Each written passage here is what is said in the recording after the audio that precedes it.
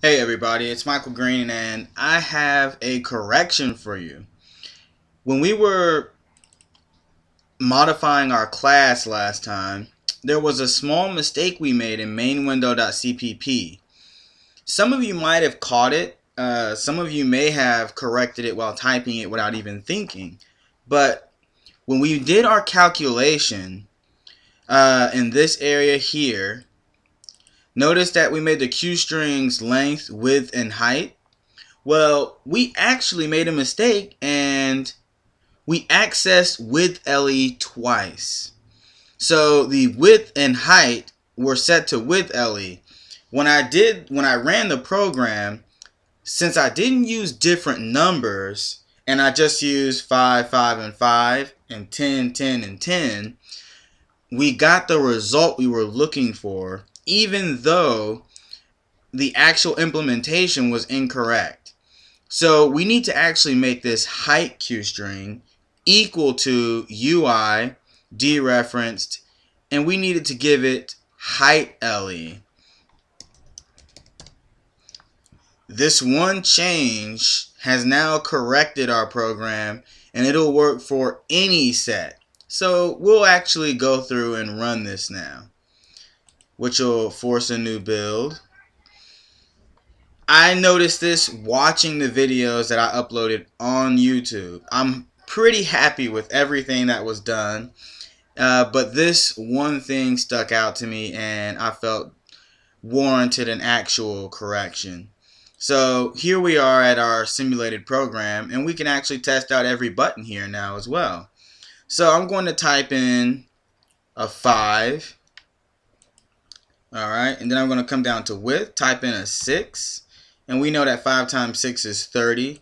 So if I give this a 10, we should get 30 times 10, which is 300. And calculate. We got 300. And now, if I wanted to check whether or not our calculate button clears the volume beforehand, I can easily just make this a 6 in the first field without using the clear all button.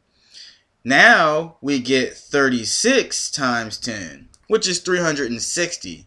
Calculate that, and it's 360 now. We can use the clear all button to clear it. We still are not able to type, but I also want to check one thing out. Let's give one of the fields a letter, the letter A, and a 10 and another 10. So what do you think will happen? Well, if you look at exactly how these get translated into numbers, when you go back to the code, you ask yourself, when we use length.toInt, width.toInt, height.toInt, what does it do when you get something that is not able to be made an integer? Well, luckily for us, I believe that this actually sends us a 0. So 0 times 10 times 10 is 0. Let's see if we get that. And we got a 0. This is a nice way, but also, if we wanted to, we could have passed in some Boolean here. Because if you pass in a Boolean, it will return a 0, saying that it failed the conversion. And if you wanted to, instead of just setting the text, you could create some sort of error message to the user to let them know that they gave an incorrect value. So it's pretty useful.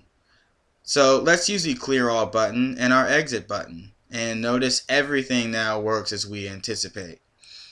So if you got some odd values when you were playing around with it and you weren't able to tell what needed to be changed, this is exactly what it was. Height needed to equal the heightLE's text, not width.